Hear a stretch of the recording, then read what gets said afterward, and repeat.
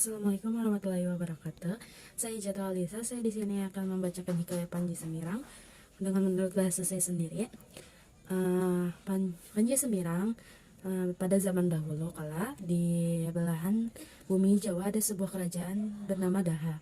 Diceritakan kalau Raja Daha ini mempunyai dua orang putri loh yang sangat cantik jelita. Yang satu bernama Galuh Chandra Kirana, anak dari Permaisuri. Selain cantik, Chandra Kirana banyak disayangi orang karena tutur katanya lemah lembut dan santun kepada siapa saja loh. Putri yang satunya lagi adalah Galuh Ageng, keturunan dari Selir yang bernama Paduka Liku. Uh, Galuh Ageng ini kurang baik tahu sifatnya.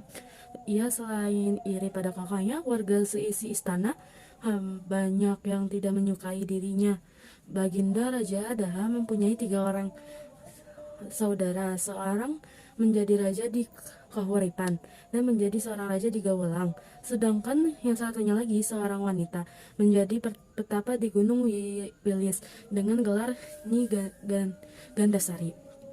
Raja Kahuripan mempunyai seorang putra yang tampan dan gagah serta amat baik peraganinya. Raden Inu Kertapati namanya. Raja Kahuripan ini ingin sekali putrinya mendapatkan jodoh dan menikahi putranya dengan seorang putri yang pantas sebagai menantu raja. Setelah menimbang sana sini dan pilih sini, maka pilihan calon menantu itu jatuh pada putri saudaranya sendiri yang cantik jelita, yaitu Galuh Chandra Kirana. Raja Karupan kemudian mengirim ulasan kerajaan Daha meminang putri Galuh Chandra Kirana untuk dijodohkan menjadi istri putrinya loh. Raden Inu Kertapati.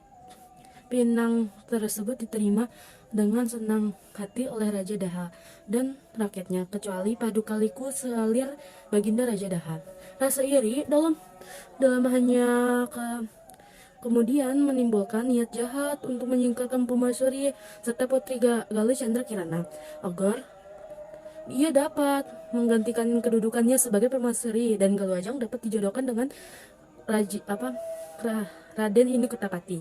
Untuk melaksanakan niat jahatnya itu, Paduka Liku pada suatu hari membuat makanan tapai yang dicampuri racun dan disuruhnya seorang dayang untuk memberikan tapai tersebut karena baru pertama kali itu Paduka Liku mengirimkan makanan untuk dia. Selain memberikan tapai beracun, sore hari ketika sedang duduk santai di taman peristirahatan istana, Permaisuri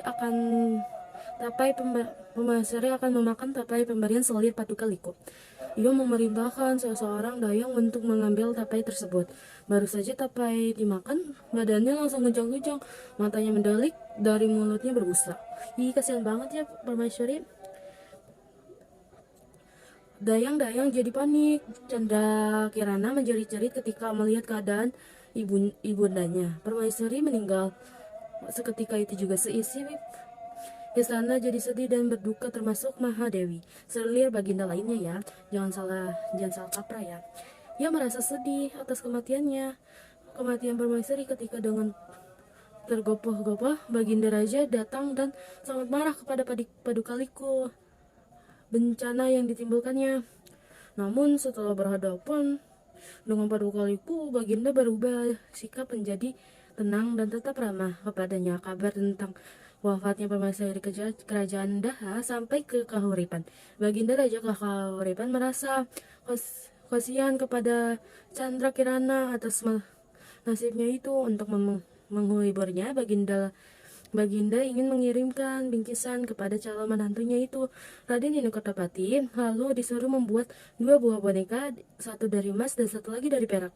Boneka emas dibungkus dengan kayu biasa dan boneka perak dibungkus dengan sutra yang indah. Setelah bingkisan itu tiba di Daha, Baginda menyuruh Galuh Ajeng memilih lebih dahulu karena tampaknya kepada Chandra Kirana gembira. Hati Chandra Kirana setelah membuka bungkusan, ternyata yang didapatkannya adalah boneka emas. Wah, seru juga ya. cerita tentang hikayat Panji Semirang ya. Kemudian Chandra Kirana diusir gara-gara ada suatu masalah gitu. Dia diusir, terus dia bertapa, terus dia ngebangun kerajaan, terus dia ke rumah pamannya, ketemu dengan Raden Hidekartapati. Habis itu dia dia sama Raden Hidekartapati ketemu di rumah pamannya, lalu dia menjadi senang, terus keduanya hidup dengan bahagia. Sekian dari terima kasih. Wassalamualaikum warahmatullahi wabarakatuh.